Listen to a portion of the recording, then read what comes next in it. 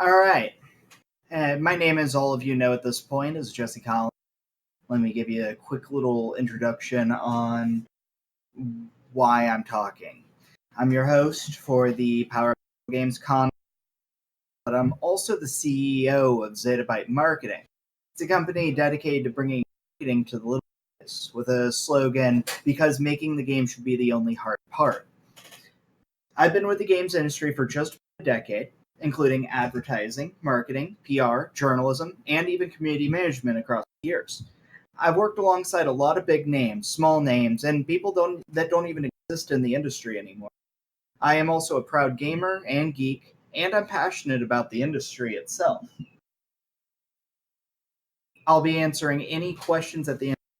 So let's get going. The name of this lecture is Indie Marketing for Noobs. During this talk, I'm going to be talking about 6 different topics. The first topic is network, making your contacts early on. Social networks, the power of a like. Journalists love press releases. No fluff. Marketing isn't free. And marketing teams and who you want on your side. So the first topic, don't worry, it's going to be a lecture, but it's going to be a fun one. And I'll answer a lot of questions at the end, so just save them for the end. The first topic, though, is going to be network. Make your contacts early on. First thing I always tell anyone to marketing is making a media list. Make a press list, media, publications, all of that. If you write a press release, who are you sending it to? You're sending it to the relevant press and media. You're also sending it to press sites like Games Press. You're also sending it to Facebook, Twitter, and LinkedIn contacts, whether it's through your own personal or company. You need to make it easy on yourself, though. I always say do a spreadsheet with a set would be the real best way to do this. This gives you contacts, their publications or organizations, the best way to reach them, as well as relevant notes on if they're specific to a system or type of game. You don't want to have to submit through submit a tip form every time you want to get a whole application or outlet. It's annoying, it's frustrating, and it isn't even looked at half the time from my experience. Hold on, can you hear the audio now?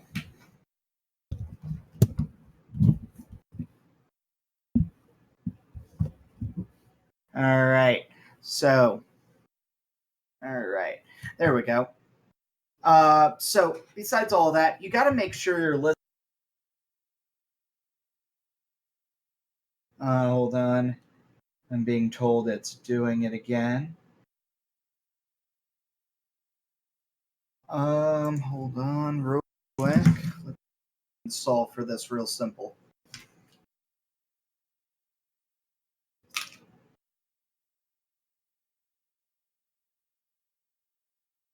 Hold that thought there. Can you hear me? All right, let's see if this works.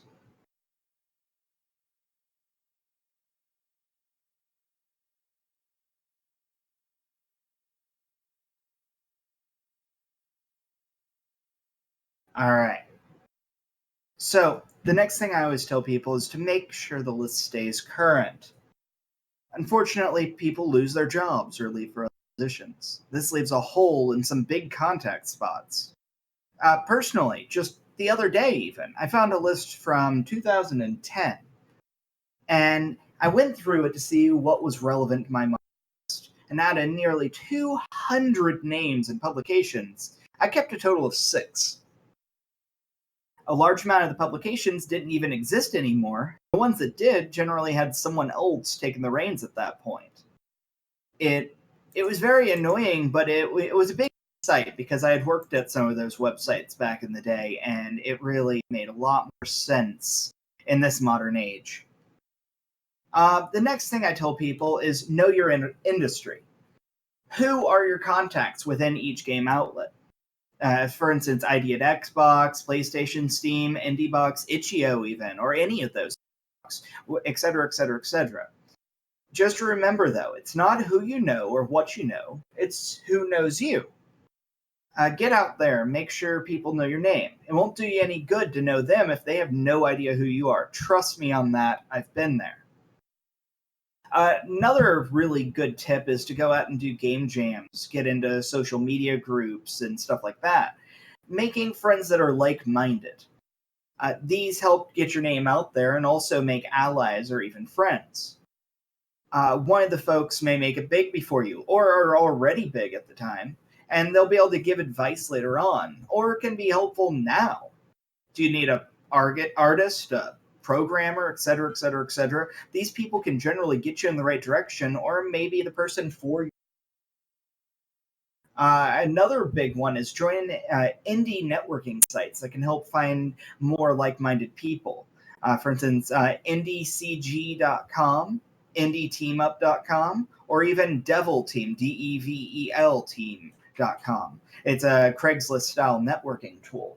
These tend to be really helpful in networking, making contacts, getting your name out there, but also maybe helping you develop a team on top of it.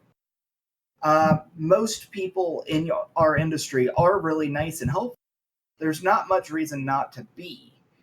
I remember this was years ago. I was working on an old website, and I had an error in the coding of the site, and I could not figure it out.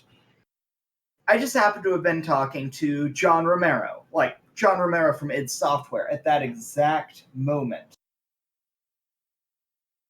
And I remember him going, I see the problem. I gave him access to it because when John Romero says, let me have access to your website, you just don't say no. And he solved it for me. It really does show how industry. You can't be afraid to talk to them. Most of the time, they're going to go, hey, here you go. Here's my, nice to meet you. But you will get those detractors sometimes. But if you don't have a list of allies in your quest, you're just not trying. Can you hear me? Testing, testing. Cutting out still, all good? Okay. So, by all means, though, add me on Facebook, Twitter, LinkedIn, Twitch, whatever. I'll be your first friend in the industry if you need me to. I don't mind getting you to the people that need the help, need the contacts, the networking, and all that. I'm always willing to help personally, and so is everyone in this conference. Everyone here is here to learn about video games and development and the indie cycle and so on and so on. They'll make great companions. Strike up a conversation here. I'm sure you can make a friend if you try. You do need allies if you want to succeed. Contacts are contacts. I don't care who they are. Just remember the old saying, the answer is always no unless you ask. Let's see. Okay, so the next topic, the second topic, is social networks, the power of a like. What can a social network do for you? First of all, it'll help you get the word out. You can harness the power of Facebook groups and so on. It's also an easy way to make contacts, and it's great because you can create public events and post press releases to them as well. Sharing is a big part of it. It helps you get the word out. It's just the old-fashioned style of marketing in a digital age, word of mouth. I have a personal rule. You need every possible eye to see your product. I don't care who it is. Just because this person may not care doesn't mean they won't mention it to a friend that might because they remembered seeing it. I call this the carpet bomb technique. Sharing is important for anyone to make sure as many eyes as possible see their post. Just remember the line, all eyes possible. Another thing is a hashtag can bring in new eyes as well who have seen the post before. Learning the proper hashtags that are relevant to make a difference, for instance, hashtag indie dev or hashtag game dev, hashtag gaming, made for Unity, all of these kind of things. People will actually, there's bots just on Twitter that will specifically repost just based on that hashtag that, whatever it was. But in this day and age, you just can't go without the basics. Your Facebook, your Twitter, and Google/YouTube, DeviantArt, and another really big one is LinkedIn. If you want to succeed, you need a LinkedIn for sure. But there's other ones that can be important, not necessarily to every single individual, but Instagram, Pinterest, even SoundCloud for the audio designers. Besides all of that, this goes back to my carpet bomb method. Every eye possible. I loop back around. Don't worry. It makes sense. Another big one is paying for advertising and sponsored ads is possibly necessary to amplify the effect. Facebook allows you to have a home base and get as many people as you want to like the page, but it won't show all of them your posts unless you know to look for it. This causes a need to pay a little in some type of spots. I'll actually be talking about that a little more in a couple of topics. The next one is a short topic. It's journalists love press releases. A good press release can go a long way. Journalists actively look for things to write about. And if you seek them out, it just made their job easier for them. The journalists are pretty personable and always willing to pick up a scoop. It goes back to having your own media list. If you have your own media list, then it will help. It gets you out there more. Every time you have to write a press release, you could send it to those journalists that you know are still active. A good press release, though, should have a good flow to it, not be full of extras. Get the point across simply and quickly, or you'll lose the reader immediately. This brings us into my next topic. It's a nice flow here. The next topic, a personal rule, no fluff. No fluff whatsoever. Too many PR writers and journalists confuse personality with opinion. People want news to be news. If I want your opinion, I'll read your blog. Don't write expository essays. Be excited about your product. They should be enjoyable and have some humor, or even, dare I say it, puns. Quotes can empower your writing, though. I once explained to someone that I needed a quote from, actually very recently. Pretend you're telling your best friend in the entire world about your product for the first time. Show the excitement from that moment. Too many quotes can drown the article, though, or even the release or any document. I have a maximum of 3 quotes in a single press release. And generally, it'll be no more than 2 quotes per person. Period. I don't care what it is. I have seen too many documentations, releases, anything like that just sounded like a manically depressed robot wrote them. It was just sad. It didn't flow. It sounded robotic.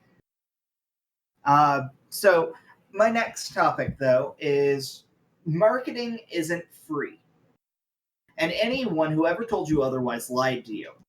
Advertising, for instance, is the old-fashioned way to get eyes to see you, which is still relevant in this day and age. Facebook sponsored ads, Twitter ads, Google AdWords, Bing ads, AdRoll, YouTube, Twitch, all that jazz there. Just take it from me, though. To market properly, you'll spend money. But that shouldn't stop you from doing the manual options as well. Get your name out there yourself. If you don't know how, get yourself a marketing specialist, a PR director, or outsource to a PR company. There really is no special trick itself, just a lot of know-how and hard work. Sometimes you can do everything right and still have issues and or fail. You just have to give it your all and hope for the best. We can consider those kind of situations the Kobayashi Maru of marketing. The Kobayashi Maru, just by the way, is Star Trek's no-win situation, if you don't know, where no matter what you do in the situation, you lose, and you have to be able to come to terms with it. You just can't let this discourage you. You got to trudge on. It's just an obstacle. Someone mentioned that PUDGC itself didn't get any marketing. It really did. Contacting just about 200 publications, constant social media posts into tons of game dev groups, and reminders on all relevant pages, garnering around 20 guests, and including some of the biggest names in gaming history. I really don't consider that no marketing. It was unpaid for marketing, but I don't consider it no marketing. In fact, we were actually ignored by Discord initially due to being too small time, which luckily they finally saw the potential when I got a hold of the right people. I was even verbally told by a couple of prominent journalists that we weren't worth posting about because there wasn't any girth to the conference. But marketing does take a village. I could tell everyone under the sun about the conference or a game, and if no journalists or people share their information, it becomes a dead end. This brings me back to marketing never being free. Not having a proper website, no direct advertising, $0 went into this conference. Just a lot of time and effort. Marketing came by word of mouth, and I would definitely not consider 300 attendees in this server a disappointment on what started as a zero-budget social experiment. I'd actually consider this a complete success. But would money have brought in a lot more people? Absolutely. No doubt about it. I have no thoughts otherwise. I know that if money were involved, it would be more of a success and more of a we would have a ton more attendees. We'd probably have closer to 1,000 at that point. But you know what? If your marketing budget is zero, it just like ours is, that doesn't mean you'll necessarily fail. As you can see, 300 attendees in our conference here. It just means you have to work harder. You need to step twice as fast, put in the effort, get the word out. You can do it. I believe in you. This leads us to the final real topic here. This actually comes right into it. Marketing teams and who you want on your side. Speaking of getting a marketing specialist earlier, every indie team out there should have someone involved that knows the ins and outs of the game being made, the industry itself, and how to get the word out properly. If done correctly, this company CEO, producers, or lead developers are the real face visually, but the marketing person becomes your words and all the real work behind it. They're your writer, your voice, your relations to the public, and your metaphoric face.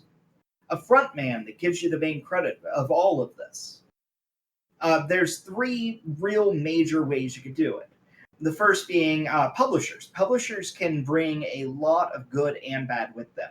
They tend to take a large amount and want royalties most of the time. You kind of become their pet in a way, but in doing so, they can groom you, they feed you, but they also bring their own marketing tactics to help, and they do have a lot of extra pizzazz in comparison to some just indie developers. Another one would be to bring in your own intern or specialist off the street. But those have its advantages as well. You can mold them and shape them to how you want them to fit your puzzle. It definitely helps if you have marketing experience from the get-go, though. It gets tricky without money up front to pay them salary, though, and they can quit pretty quickly with no backing. And that becomes a little bit of a problem in those situations. The last being bringing in a PR firm would be a real solid choice for most developers, or even the AAA devs tend to do it. These people are dedicated and focused on you as their client, but also have other clients as well. Some firms out there can charge a lot of money up front or even take a large chunk off the back end. Some firms like my company, Zettabyte Marketing, work with developers on a good plan and cross our fingers to hope that revenue's made, even on the back end. So, no matter what you actually have as marketing, just remember the six major topics here. You need to make your contacts early on, network, network, network. You need to utilize the power of social networks. You need to definitely do press releases and get them out there to the journalists from your contacts. And in doing so, you need to have zero fluff in your press releases, your documentations, the things you get out there.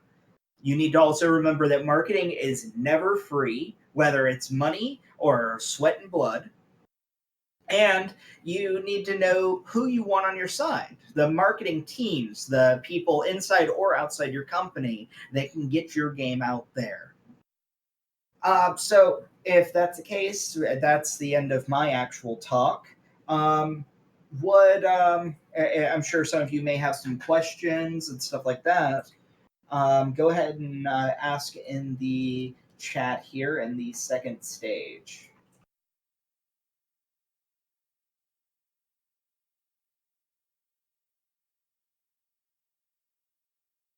Oh, hold on. I see CC Regan is typing, and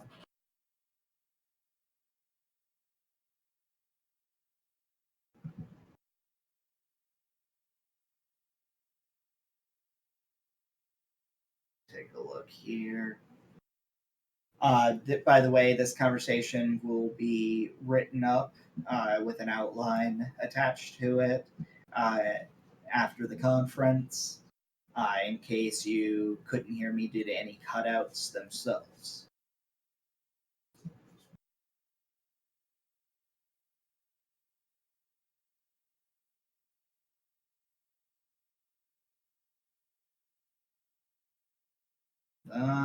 Is there any other questions? Okay, here we go. What is the most unique marketing campaign that you've seen for a game? See, and there's some unique. Unique is a very dangerous word because unique can be dangerous and bad too. I've seen some where they did real campaigns, like what was it? It was We for a We, or Don't We for a We. It was you had to hold your bladder the longest, and to be able to get a wee, and it was horrible. There was people going to the hospital over it, but I would consider it unique. But when it comes to the unique marketing campaigns out there, let's see. I'm gonna have to say one of my real favorites is the way that Halo handles theirs. Not necessarily the 343, but the old school Bungie Halo. What they actually do is they have their Halo at the waypoint. Nowadays, it's called the hub, I believe. But back in the day, they would have these commercials, and my favorite marketing campaign was these live action commercials. And Neil Blomkamp got involved on some of these commercials. I think it was on Halo 3. Like the actual director Neil Blomkamp, the guy that did, I think he left to be able to do some major movies after that. And it's one of my favorites out there because of how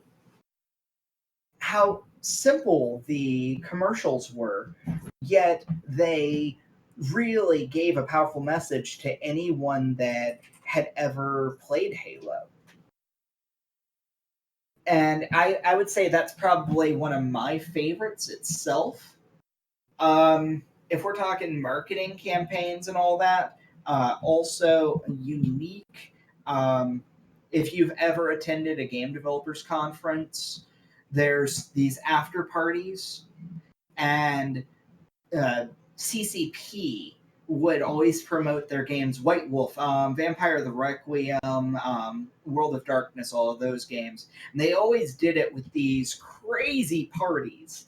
And like the kind of parties that you go to that you expect to see girls in bikinis in cages wearing gas masks. And it was just a marketing stunts. That's all they were.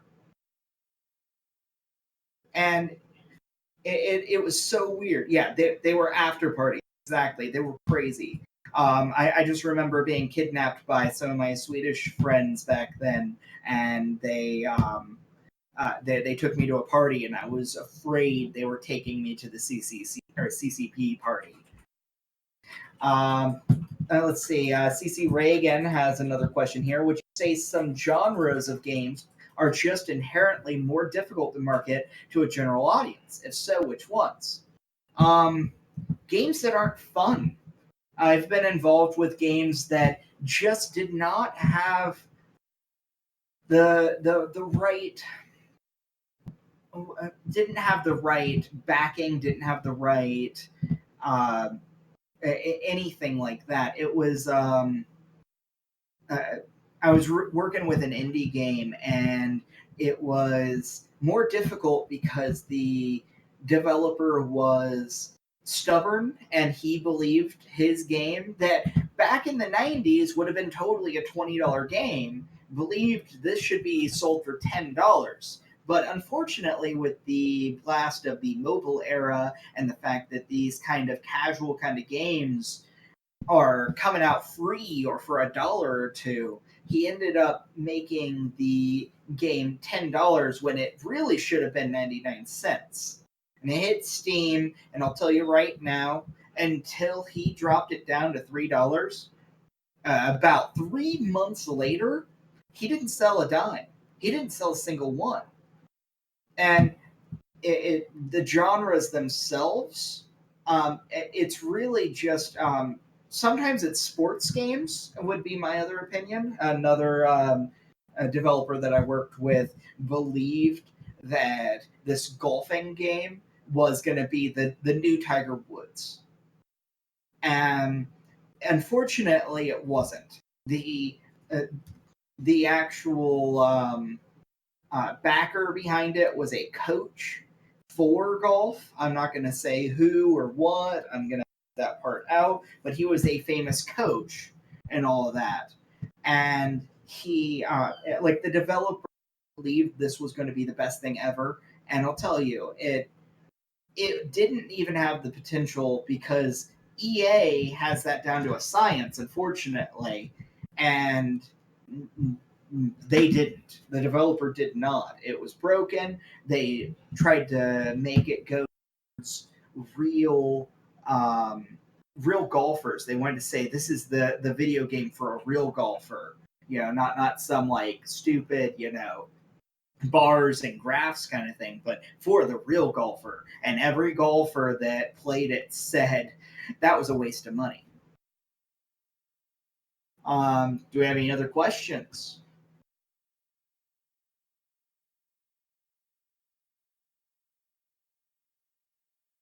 Anything? Nothing?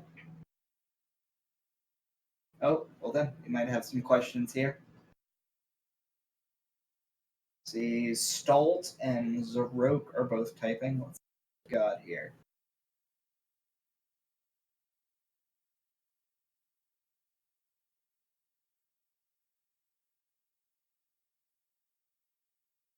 All right, so the question is, what actually inspired you to do this? I think it's a really valuable resource. So thanks again for putting this together. I appreciate it. Absolutely. I've always said my opinion is free. When you make me start doing things, that's when you start having to pay me. Um, yes, my opinion is free. Okay, so what inspired me to do this? I wanted to work in the games industry, and I went to school for multimedia, it was foundations of video at a college and all that. And the more I was in individual classes, the more I realized I didn't want to make the games.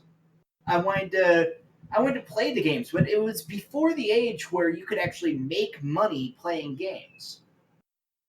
Keep in mind, I've been doing this specifically for a decade, but it was in college that I really understood that I didn't want to make them.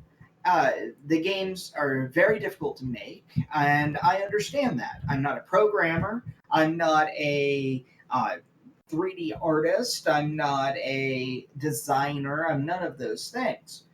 But I wanted to be involved. I wanted to get into the industry. And I started thinking about it and I said, I want to make a website. And back then it was called We the Gamers.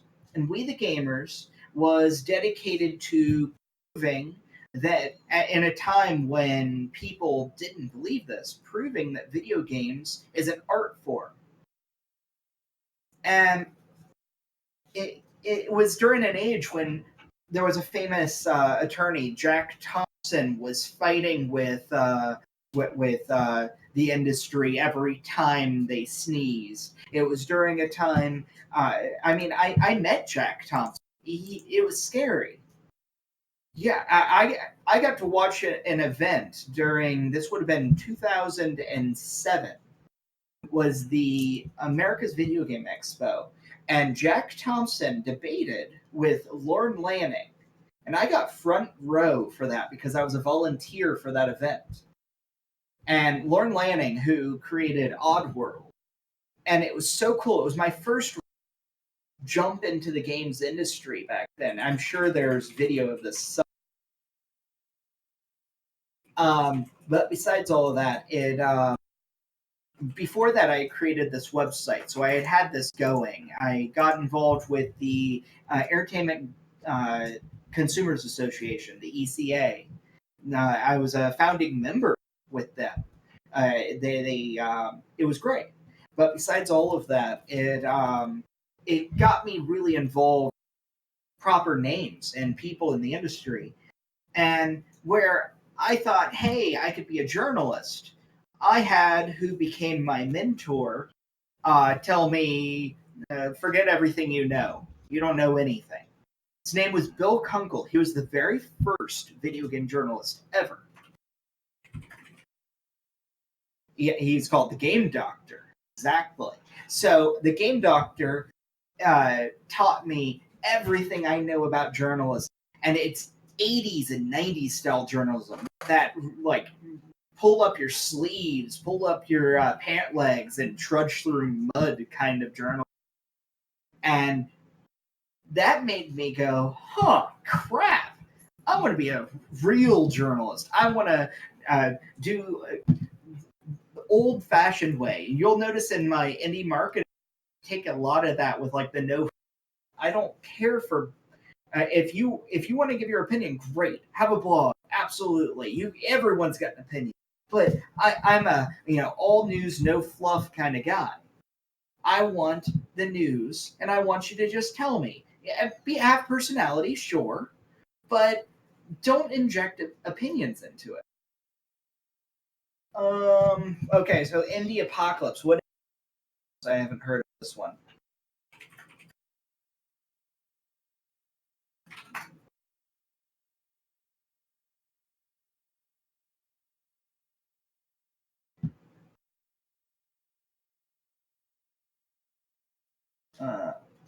While you're typing, I'll get CC Reagan's question real quick. What gaming magazines were your favorites during the peak period, 90s to early 2000s? Definitely loved Tips and Tricks. I loved Game Informer. That like the 90s and the 2000s, that was the heyday. Tips and Tricks, by the way, Bill Kunkel started Tips and Tricks. He started the magazine that became Tips and Tricks as well. It was called EG Magazine. It was Electronic Games Magazine back in the 80s. And it actually was bought by Larry Flint, Penthouse Larry Flint. And he actually changed the name when he bought it. No, not Electronic Gaming Monthly, EG Magazine. And when the name changed, it was Tips and Tricks. And that's the one that everyone remembers. I actually have some early, like 80s and early 90s issues of Electronic Games Magazine. And it was very cool seeing some of Bill's early work there. But Game Informer, I actually know the very first editor-in-chief of Game Informer. Her name's Elizabeth Olsen, and she is just a delight. She has gotten into a PR. She, yes, not Scarlet Witch. Actually, she gets asked about that all the time, from what she was telling me once. But basically, she actually got into PR, and it's actually a natural progression for journalists to get into PR and vice versa. PR people get into journalism, back and forth, back and forth. And it's become such a normality that if you write for video games, you're kind of expected to know a little bit about marketing, or at least PR at the most, or like at the least. And vice versa. You got to understand the journalistic progress and how to get your press release in. You got to have the know-how to be able to squeeze yourself into tight areas, especially at like gaming events. I'll tell you right now, writing and all of that, I wouldn't have gotten some of the scoops that I had gotten if I hadn't have schmoozed my way into certain events. And a lot of times, I wasn't invited. But besides all of that, definitely Game Informer, definitely EG Magazine and Tips and Tricks. I'm a huge fan of the old Power. Nintendo Power was something that I just had an absolute ton of back in the day. They, power to the players. It was their thing. It was the 90s. The Nintendo ruled the 90s until PlayStation came in. It was Nintendo. Some people say Sega, but it was totally Nintendo. Oh, I got 4 people talking. Oh, Game Pro, yeah. Awesome. Team Nintendo, yeah. No, definitely Valor. Team Valor. Yeah. I'm also Rebel Scum too, Empire.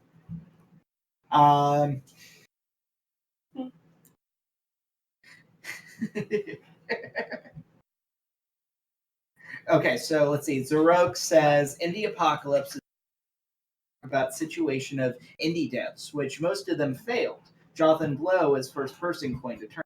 Oh, okay. Well, indie devs, unfortunately, it's a tricky situation. Is the being an indie developer worth the risk in that case? And in my opinion, yes. I mean, it's one of those ones that there's always going to be a risk in anything you do. Some more than others, and indie dev is definitely going to be a risk because you're almost setting yourself up to fail with hopes that you're not. And that is why you need all of the help that you can. You need the extra, you need the extra marketing person. You need the people to come in from the outside that can.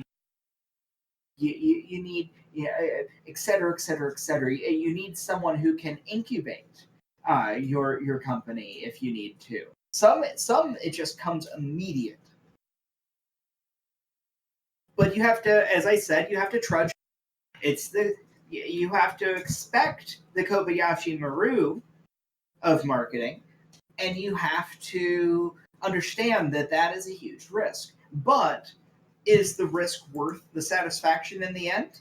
Absolutely, no doubt in my mind. That's not even that's not even a thought that anyone that wants to have, and you just have to keep it in the back of your mind.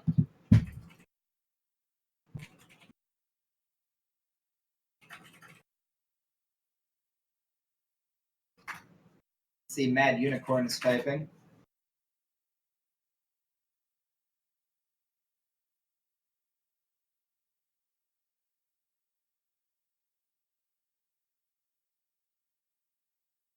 It's okay. We're good here. This is the last talk of the night, so feel free to keep asking questions. Oh no, that's not a mad unicorn. That's a very happy unicorn.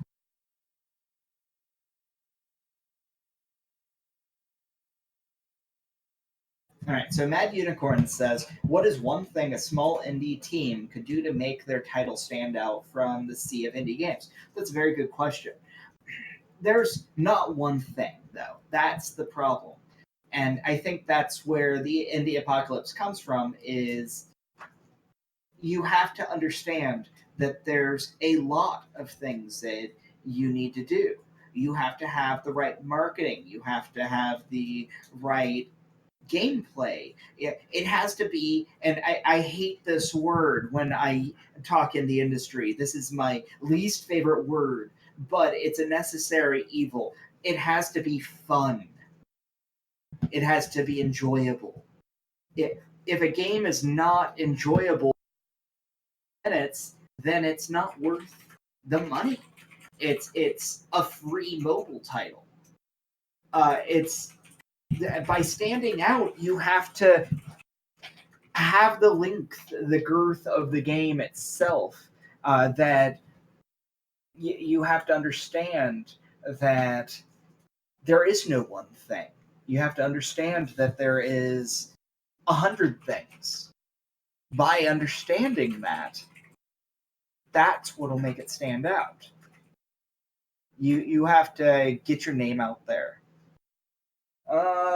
That username, I cannot say. But if you would like to translate it, by all means. But when it comes to standing out, an indie team, getting their name out there in the marketing, having a proper Kickstarter if they need it, that actually helps a lot. Getting the early access platform, getting the, all these different things. It's hard to really say one specific thing in that case because of that.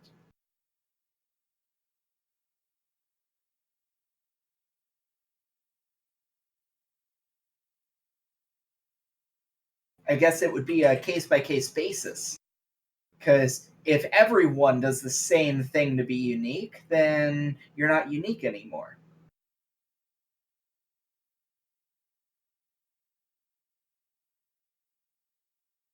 Let's see, I got a couple people talking here.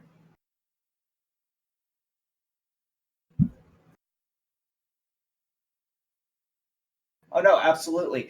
Sir Marth said the game doesn't need to be unique to be good, though. Absolutely. There's plenty of games out there that are almost a cookie cutter from other games, and they became good. I mean, I personally stayed far away from. Here's like a simple one. I stayed far away from like any of those match 3 games. I stayed away from Ingress, but just by adding the Pokemon, for instance, I actually enjoy Shuffle and Go.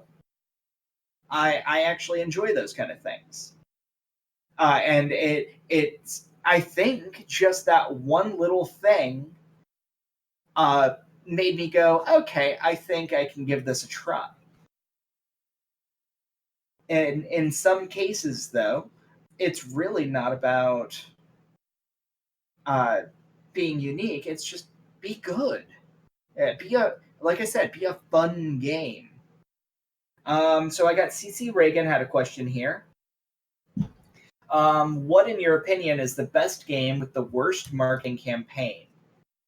Ooh, that okay. Here's one for you. Worst marketing campaign. Years ago, there was a little game, you may have heard of it. It was called The Witcher. The Witcher, the very first one was okay. It wasn't a bad game. It wasn't amazing. It wasn't a third game, but the first game was a good game. And it was made by a European developer, CD Projekt, and it the American marketing was so nil that I accidentally came across it the first time. And it was at a GameStop. It was right before the game came out, and there was a little tiny, like, standee that was meant to sit on a display, like that had almost like a picture frame style, and it was about the size of a picture frame. It was just saying The Witcher and this existed and stuff like that, and that sucked because it was being covered up by a GameStop display. The only reason I saw it is because I accidentally knocked into it when I was talking at the counter one day. And I just remember seeing The Witcher and saying, oh, I want to give it a shot. It was actually an okay game. It was a fun game. Like I said, it was buggy. It was the first attempt. It wasn't amazing, but it was a good game.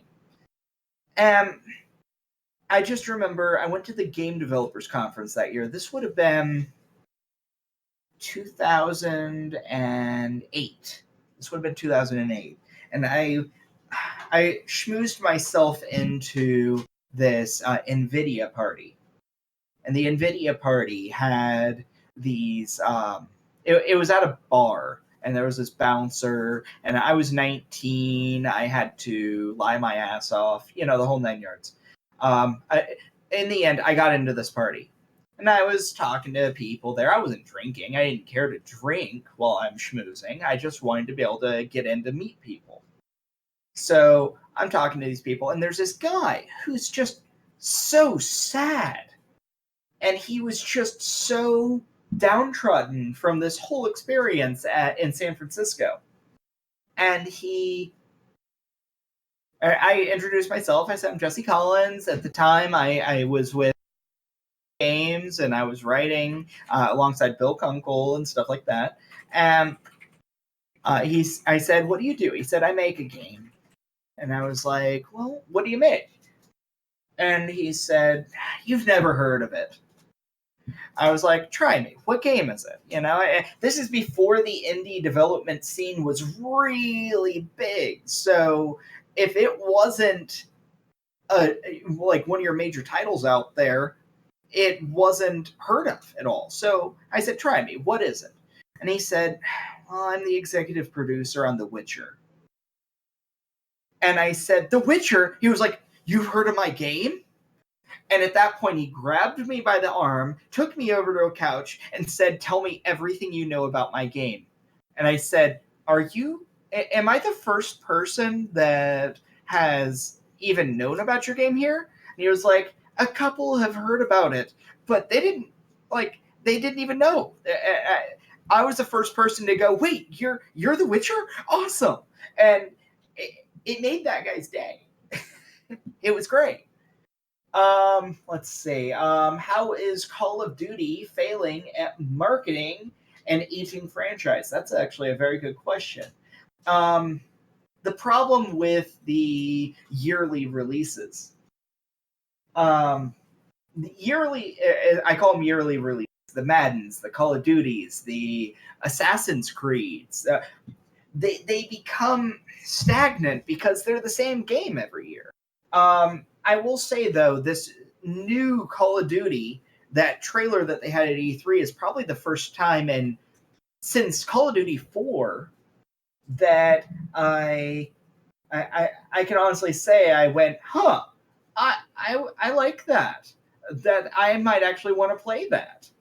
It's because they changed it up enough that it's not the same freaking game. It gets really difficult to say, but in my opinion, if they did Madden right, I would say do one game, just call it Madden, and then have a release every season with a refresh of the teams. And then if they want to, every few years, maybe put out a new version if we go into a new game system or something. But there's no reason to release the same game $60 every year. It's it's maddening because I see people all the time that, yeah, absolutely. It's perfectly good reason, Sir Marth said. Money. Yeah, it's maddening. Yes, I'm glad someone got the pun. Well, no. Even still, if they did it right, what they could do, they would still, if they did it right, they could still make an absolute crap ton of money. And they would actually be able to do it a lot easier. They would sell it as DLC and save the money on physical production cost, save the money on any type of extra marketing. And at that point, if you have Madden, every year they could just market the same game and say, "Hey, Madden's still out. If you don't already have it, we've got the 2016 season teams ready to go. Go ahead and go get them, and pay 50 whatever dollars if you want." And I feel like it gets tricky also because then you look at any of those kind of games. The only ones that might make sense in this case is when you start bringing in better graphics or do an upgrade to the system. And then at that point, it that would make sense to put out a new version, a Madden 2. Let's see. Someone said somebody at EA might have done the math, though, found that the situation as it stands is better than your idea. I mean, maybe, but it's hard to really tell. I feel like they would make a lot more money printing a little piece of cardboard with a code on it and then selling that in stores. We're in the digital age. We have absolutely zero reason to have a physical release every year. Sell the same game, but just do it as downloadable content. You don't have to reprogram a game every year. And that's where I think I think that could actually solve for the issue and probably stop pissing off people. Let's see. Okay, so someone asked, "Do you think that Pokemon Go has already peaked? Will it start to decline now?" Absolutely. I think that it's peaked, but I think it can peak again. Um, it The initial peak was the very first one, where right when it came out, it became the hype, and it's the decline right now. But then you will see, probably at the end of the year, is what they're saying. They're going to start implementing here in the next even couple months. They're going to start implementing more features. When they start adding trading, it's going to peak again. When they add the second generation Pokemon, it's going to peak again. And they don't need marketing. They're freaking Pokemon. I don't care what it is. Uh, it's Pokemon. It's the same reason why I decided to try Pokemon Shuffle, and I'm on level 200, where I wouldn't even give Candy Crush the time of day. Absolutely. If you're Pokemon, you don't need marketing. That's the only one that I would say really out there that doesn't even need to market. They just go, "Hey, we're Pokemon." That's it. Exactly. Now that goes back to something I said way earlier. News talks about it. Word of mouth. That's old fashioned. That's the old fashioned way. Word of mouth. Let's see. What was the next question? Okay, Mad Unicorn had one a little. He said, "What would you say are the top 3 online indie game distribution channels other than Steam that would help cater to a broader audience?" Definitely GOG. GOG, Green Man Gaming, but Green Man Gaming kind of caters to Steam more or less anyway. I'm a big fan of Itch.io. And there's actually a really popular one out there that I have dealt with called the Indie Box, and they actually will. It's a subscription-based service like a Loot Crate, and they'll actually make a physical.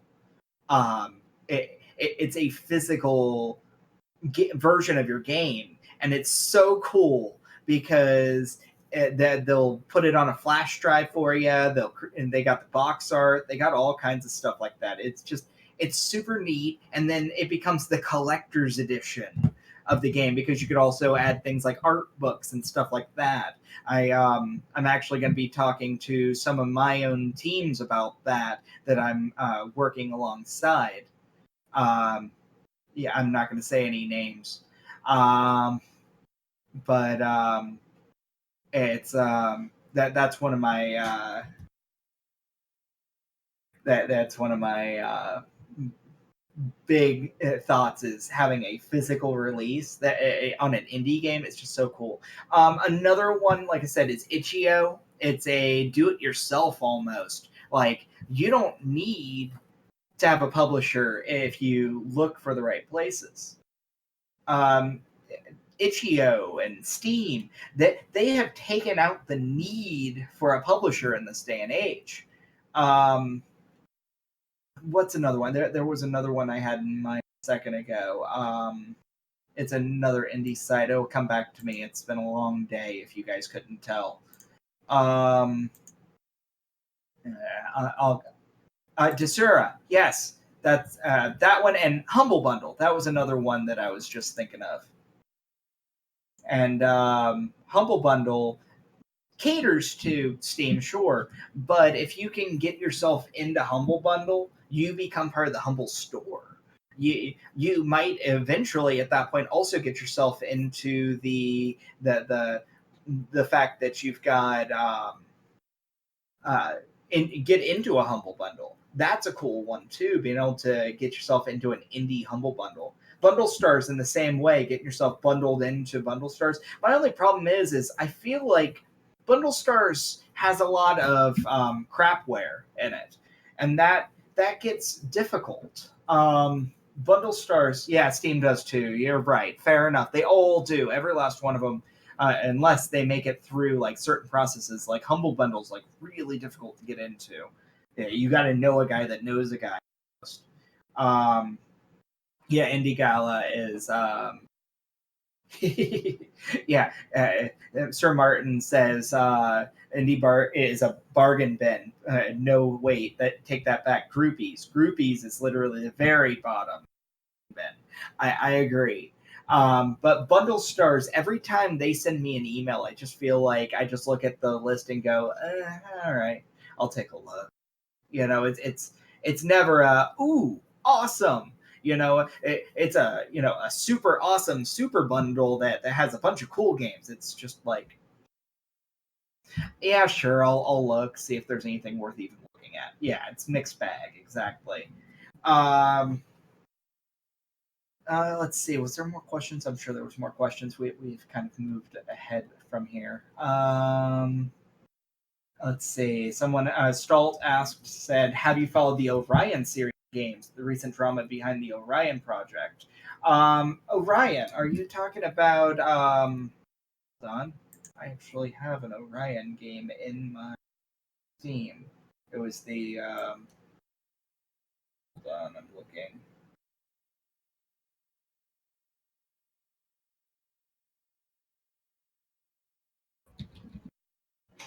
We talking a Master of Orion? Is that what we're talking about?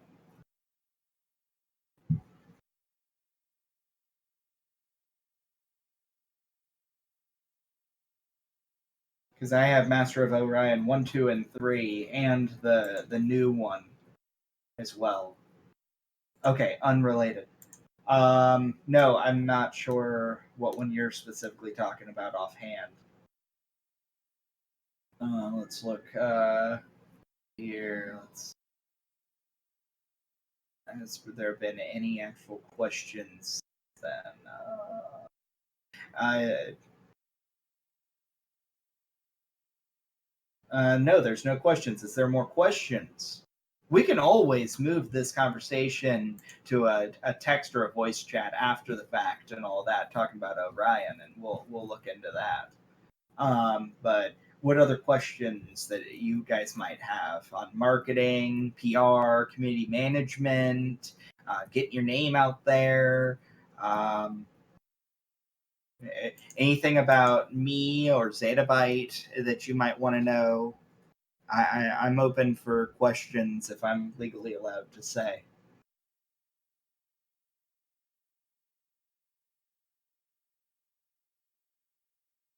Actually, you say hatred marketing for a mediocre game. My immediate one I was thinking of was Evolve. Evolve had a beta, or like the one where it was the dev team that left that made Left 4 Dead, and Evolved was it was a 5-on-1 game.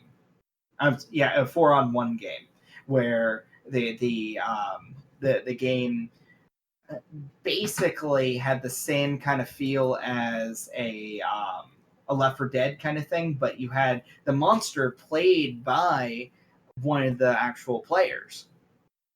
Um, yeah, and it just went free to play, and I think that's it gets tricky.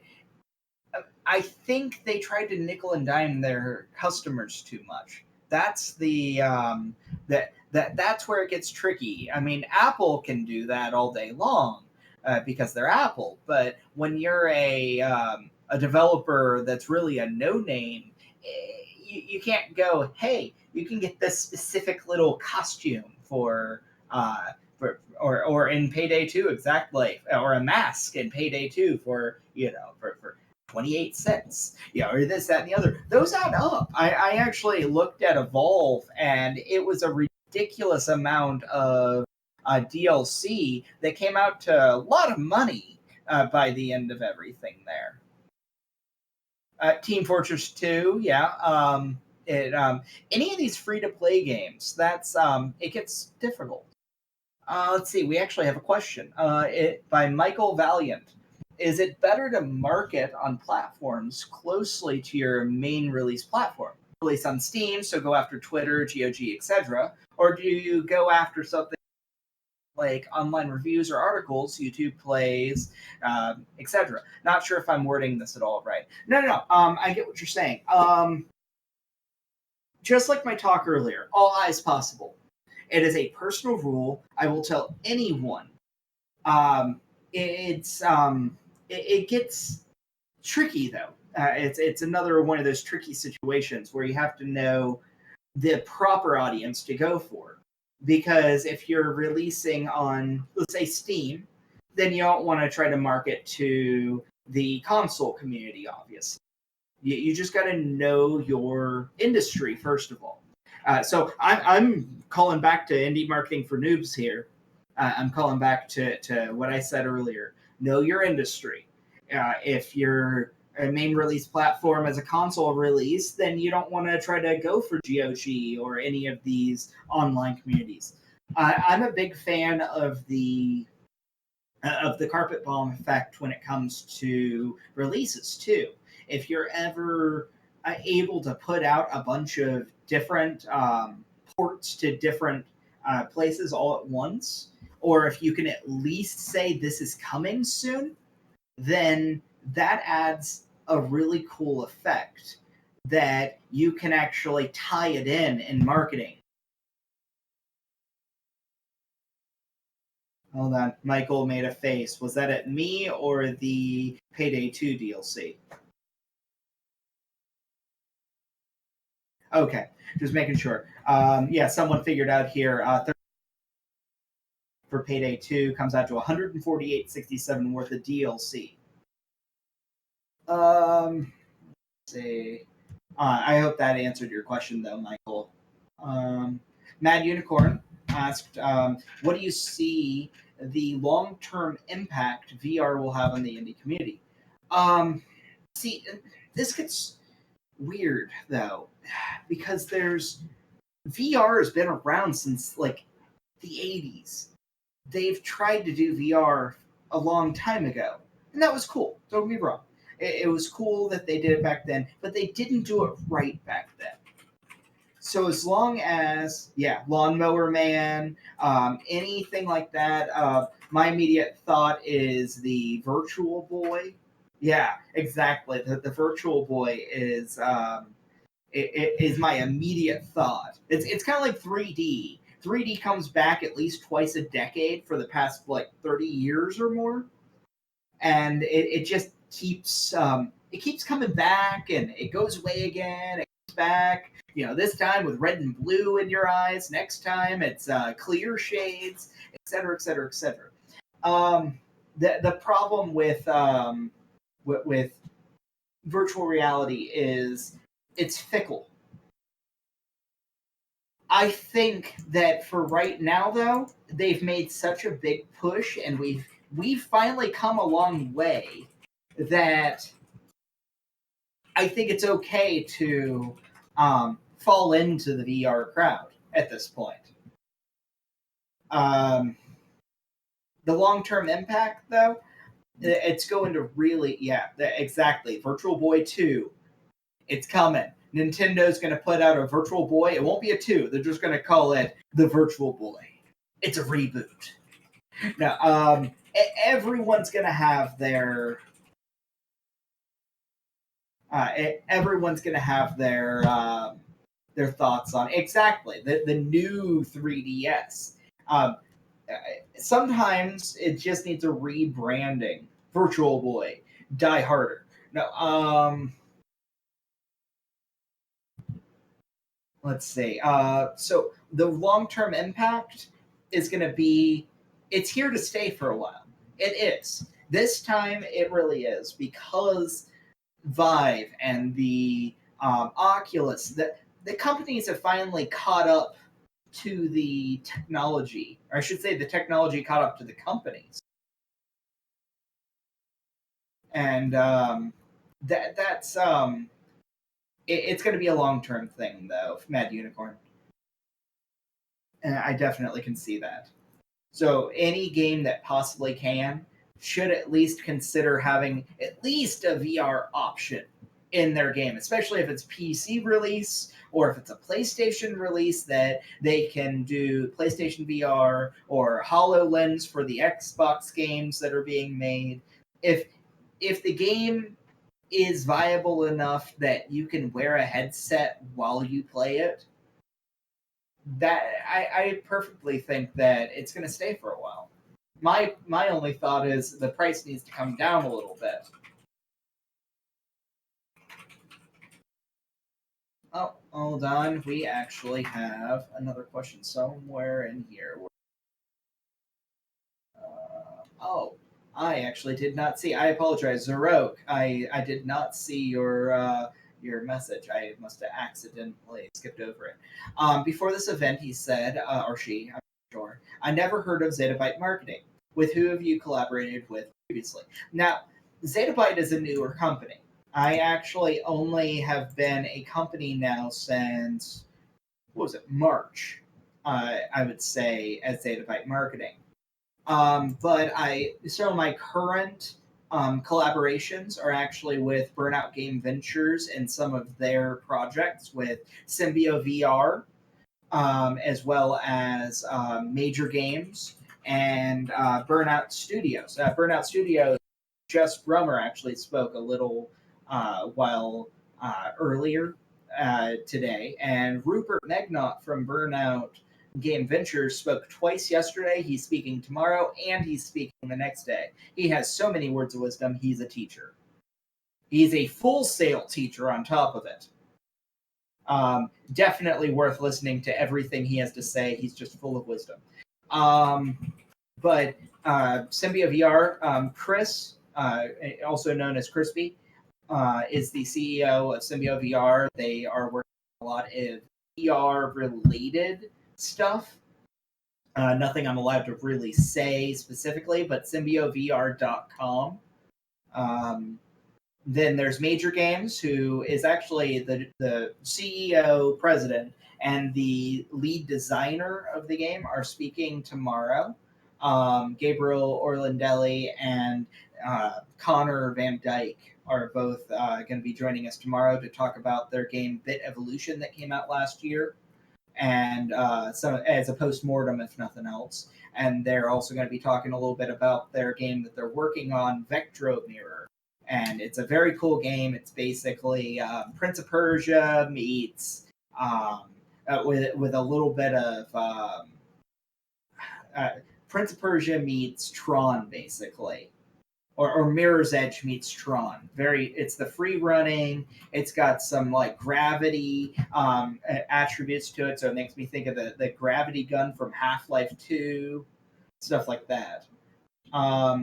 Besides all of that, I'm working with some other potential clients, some smaller, some not, and some I'm just not allowed to say at all, I should say. It's just I'm just completely under NDA on those. Um, but that's where I come from. With my other collaborations, I've worked alongside Theme Park Studios in the background a long time ago, originally about 8 years ago, I believe. It was like 6 or 7 years ago. And then I worked alongside the president of IGS Games as essentially right hand man for a good while. So I have a lot of experience working alongside a publisher as well, a publisher that has been around for 30 years. And as well as I've worked on a lot of different websites in the past. Some, unfortunately, are no longer with us, just because that's just how journalism is. Sometimes, yeah, exactly. Websites just go away. Exactly. Um, and that goes back to something I said earlier that I found that list from 2010, and it was like 190 names. It was nearly 200 names, and a bunch of different publications, a whole 9 yards. And they kept like six. There's six that I remember going, oh, hey, that's still relevant. That's still a thing. Meanwhile, I looked, I was like, okay, that person's no longer at that publication. Or that publication doesn't even exist anymore. I'm like, oh, wow, official Xbox magazine, that's not a thing really anymore. And so on and so on and so on. Unfortunately, OXM is now part of Games Radar and means that it does not exist at all. Exactly. Nintendo Power, OXM, Gamer Girl. There was a lot of websites out there from even just 5-6 years ago that just have completely fallen off the face of the earth. I worked alongside Gamers Daily News. I worked alongside J2 Games when they had their publication going. I worked for a bunch of different things. One that I more recently wrote for is Graphic Policy. The Penny Arcade Report's no longer around, I believe. But Graphic Policy is actually a geeky news site, but they really, really focus on comic books. I handled some of their game-related stuff. And that was just this past year or so, year and a half. But yeah, I mean, I have been around the industry. It's just a matter of Zettabyte Marketing is about 4 months old. So it's a 4-month-old, and it just it needs some time. So by all means, I do have the experience. It's just the company is new. What other questions? Is there any other questions before we start to wrap up here? I've been talking now for close to an hour and a half.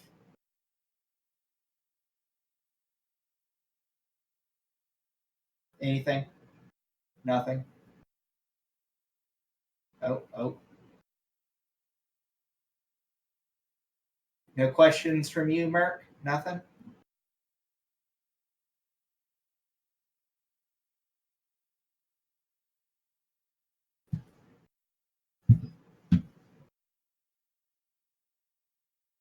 Fair enough. Fair enough.